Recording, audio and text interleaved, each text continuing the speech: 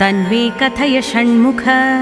स्कन्द उवाच शक्रशाकम्भरी देव्या कवचं सिद्धिदायकं कथयामि महाभाग शृणु सर्वशुभावहम्। अस्य श्रीशाकम्भरी कवचस्य स्कन्दऋषिः शाकम्भरी देवता अनुष्टुप् छन्दः चतुर्विधपुरुषार्थसिद्ध्यर्थे जपे विनियोगः।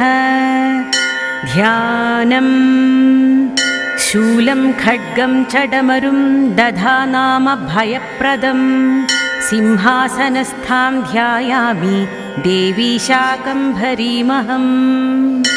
अथ कवचम् शाकम्भरी शिरः पातु नेत्रे मे रक्तदन्तिका कर्णोरमे नन्दजः पातु नासिकां पातु पार्वती।